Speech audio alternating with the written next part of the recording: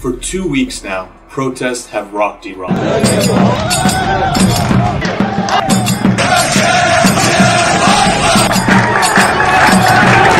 As you might expect, there's been a lot of misinformation pushed by the government, the Islamic Republic.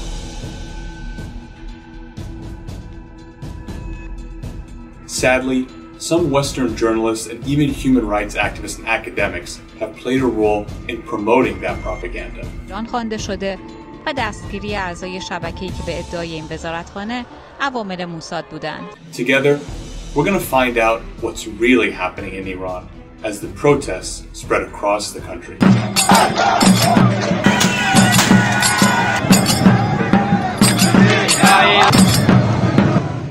First, why are these protests happening? You've probably already heard that these protests are about water, more specifically, the lack of it. You're right, at least that's where they started.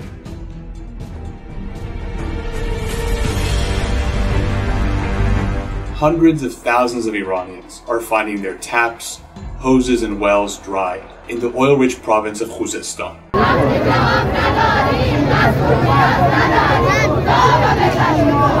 What's worse, this is happening in a summer where temperatures are surpassing 120 degrees Fahrenheit.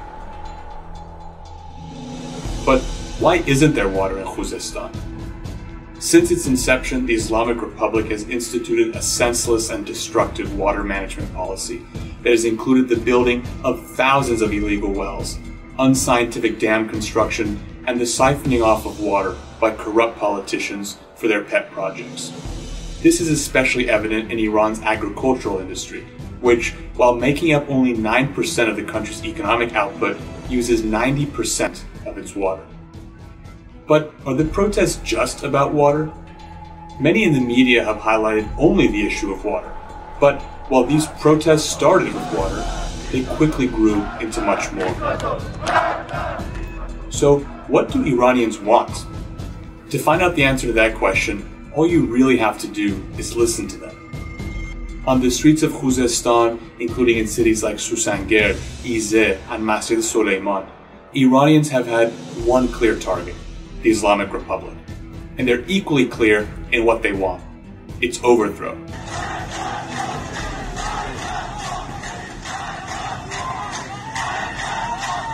Their chants have included death to the Islamic Republic, death to the dictator. Many also chant Reza Shah, bless your soul, and O King of Iran, return to Iran.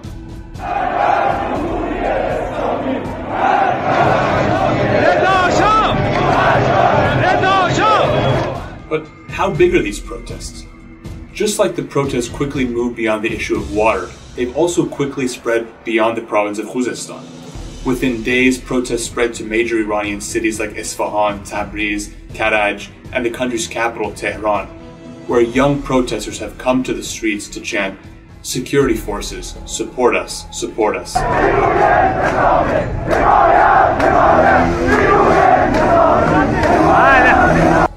Neither Gaza nor Lebanon. My life is only for Iran.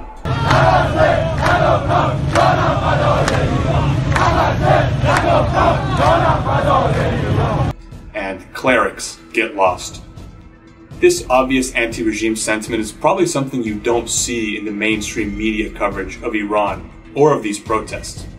When you do, however, particularly in Khuzestan, there's probably another bit of propaganda that you've heard: ethnic separatism. Khuzestan, like other Iranian provinces, is extremely diverse. ما نه داعشی هستیم، ما ایرانی هستیم، خون و جگرمون ایرانیه، ایرانی هم میمونیم، بابا داره میمیریم، والله بمیریم بهترمونه. In addition to native Persian speakers, it is home to minority groups like Iranian Arabs and tribes like the Lors and Bakhtiaris. This has given fodder to the Islamic Republic, foreign actors, and uninformed commentators to claim that these protests are attempts at separatism, or balkanizing Iran along ethnic lines. This too is false. Protesters have made clear that just because they chant in their native tongue doesn't mean they want separatism. They want freedom. Here too, the chants of the people on the streets are instructive. قابل توجه تمام کسانی که در این سالها کشتند، خیانت کردند، اختلاس کردند و یک مشت جوان بیکار و معتاد و فقیر و اعصاب خورد روی دست ملت گذاشتند.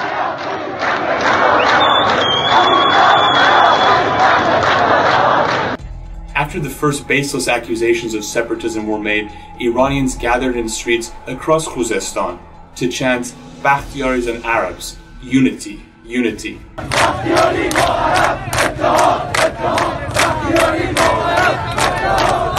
On the streets of the northern province of Azerbaijan, they chanted, Azerbaijan is awake, standing with Khuzestan.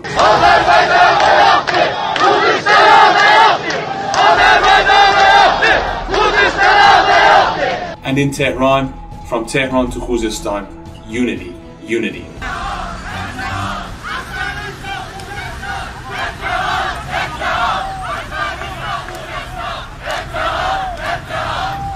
Their message is clear. Now, how has the Islamic Republic reacted to all of this?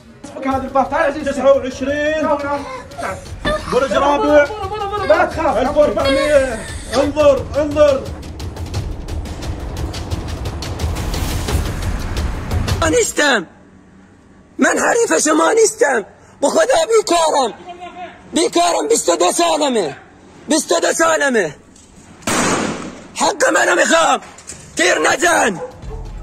The regime, true to form, has reacted violently. Security officers, both uniformed and plainclothed, have been firing live ammunition at protesters, aiming for their heads. Multiple children have already been killed. It has also cut off the internet in Khuzestan and taken steps to limit mobile phone access to prevent Iranians from communicating with one another and organizing their protests and from sharing images with the outside world. Despite this, Iranian protesters risking their lives for freedom have received only minimal support and solidarity from the outside world. President Biden has been entirely silent.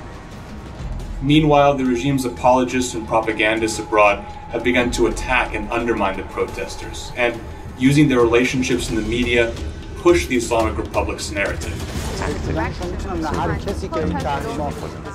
This may not have been the story you got from the media, but it's the story the Iranian people are literally dying to get you to listen to. This is the 5th nationwide uprising Iranians have had in the past 4 years alone.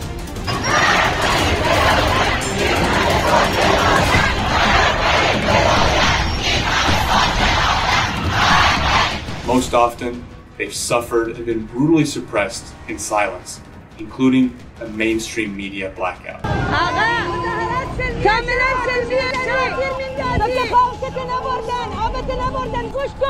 Don't let them suffer and die in silence.